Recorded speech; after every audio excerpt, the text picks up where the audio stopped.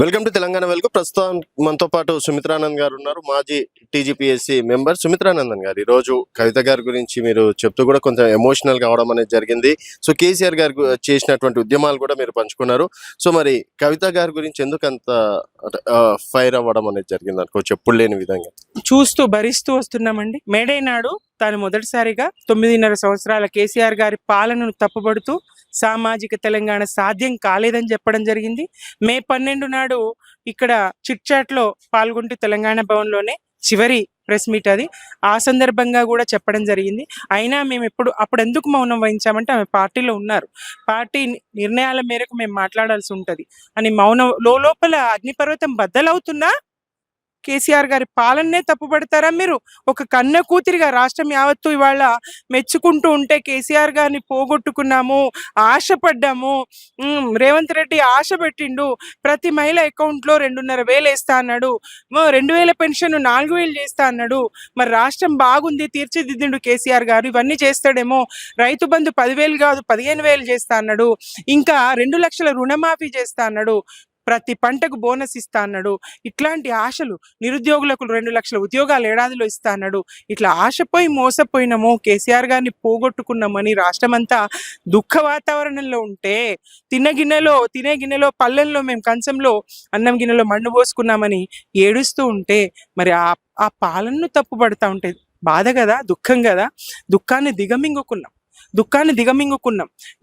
తాను కేసీఆర్ గారు అప్పటికే ఆదేశించిండ్రు, మహిళల బాధ్యత తీసుకోండి, మహిళా నాయకత్వాన్ని పటిష్టపరచండి, మీరు రాష్ట్ర వ్యాప్త పర్యటనలు చేయండి అని ఎర్రవెల్లికి పిలిచి కేసీఆర్ గారు మాట్లాడారు. తన నాయకత్వంలో మహిళల్ని, ముఖ్య నేతల్ని తీసుకెళ్లి అక్కడ సార్తో ఆ సమావేశంలో కేసీఆర్ గారు బాధ్యతలు అప్పగించారు. రేపు పొద్దున 33% రిజర్వేషన్ రాబోతున్నది. మీరు మరి అటు పార్లమెంటుకైనా ఇటు అసెంబ్లీకైనా దాదాపుగా 60 మంది మహిళలు కావాలి, విద్యావంతులు, మరి మేధావులు, రిటైర్డ్ ఎంప్లాయీస్ అయితేనేంది, న్యాయవాదులు, డాక్టర్లు, మీరు వీళ్ళందరినీ కలవండి, పార్టీలో చేర్చుకోండి, పార్టీలో ఉన్న మహిళల్ని కూడా నాయకత్వ లక్షణాలు పెంపొందించే ప్రయత్నం చేయండి. మీరు ఒక సమావేశం మే 10 నుంచి 15 మధ్యలో ఒక సమావేశం భవన్లో 200 మంది ముఖ్య నేతలతో ఏర్పాటు చేసుకోండి, రాష్ట్ర వ్యాప్త పర్యటనలు చేయండి. సుమిత్ర, కవిత మీరు వెళ్ళండి, రాష్ట్ర వ్యాప్త పర్యటనలు చేయండి స్పష్టంగా చెప్పిండ్రు. నేను కూడా ఉన్నా. నా సమక్షంలోనే కేసీఆర్ గారు కవిత గారికి బాధ్యతలు, నాకు కవిత గారికి తనకు ఒక్కరికే కాదు బాధ్యతలు అప్పగించిండ్రు. మే 12 నాడు ఇక్కడ తాను ప్రెస్ మీట్ పెట్టగానే నేను పరుగున వచ్చిన. మరి బహుశా 15 నాడు మహిళా నేతల సమావేశం అంటున్నారు. మరి ఆ సమావేశానికి నేను కేసీఆర్ గారిని ఆహ్వానించిన. సార్ మీరు వచ్చి దిశానిర్దేశం చేయాలి, మరి మీరు రండి అని చెప్పడం జరిగింది. సరే అన్నారు సార్. ఈ లోపల 12 నాడు తను ప్రెస్ మీట్ పెట్టగానే మరి మహిళా సమావేశం ఎప్పుడు మరి అని అడిగితే, నేను అమెరికా వెళ్తున్నానక్క, రాగానే మాట్లాడుకున్నాను. అమెరికా వెళ్ళి వస్తూనే బాంబు పేలుస్తూ వచ్చారు. ఆమె లేఖ లీక్ అయిందని, మరి కేసీఆర్ చుట్టూ దయ్యాలున్నాయని, కేసీఆర్ దేవుడని మాట్లాడడం మొదలు. ఇంకా ఎక్కడిది పరిస్థితి, సభ కానీ పరిస్థితి కానీ ఏం లేదు. క్రమంగా తాను వాయిస్ పెంచుతూ వస్తున్నారు. బీఆర్ఎస్ మీద, కేసీఆర్ గారి పాలన మీద బురద జల్లే ప్రయత్నం చేస్తూనే ఉన్నాం. అయినప్పటికీ అధినేత కుమార్తెగా అందరం భరిస్తూనే వస్తున్నాం.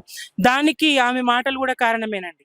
ఆమె ఏం చెప్తూ వచ్చారు, ప్రతి జిల్లాలో ఆమె అనుచరులు జిల్లాలో ఉన్నటువంటి పార్టీ శ్రేణులకు ఫోన్లు చేస్తూ, ఎన్ని రోజులకున్న తండ్రి బిడ్డ ఒక్కటే, మీరు రండి, కూతురే కదా, మీరు రండి మాట్లాడండి అని. సోషల్ మీడియాలో ఆమెను ఎవరన్నా ఖండిస్తూ పెడితే, మీరు కేసీఆర్ కుమార్తెనే వ్యతిరేకిస్తారా, కేసీఆర్ని అన్నట్టు కాదా ఆయన బిడ్డనంటే అని ఎదురుదాడి చేయడం.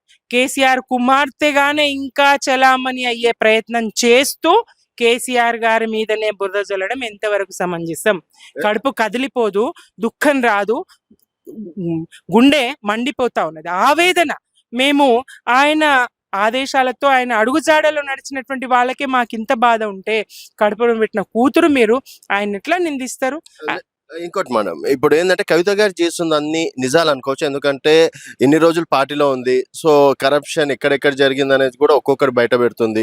సో రేపు బీజేపీ కావచ్చు, కాంగ్రెస్ కావచ్చు, కేసీఆర్ కూతురే ఈ విధంగా అడుగుతుంది కదా అని చెప్పేసి ఒక మాట అయితే అంటారు. సో కవిత గారు చేసినవి అన్ని నిజాలే అనుకోవచ్చు కదా.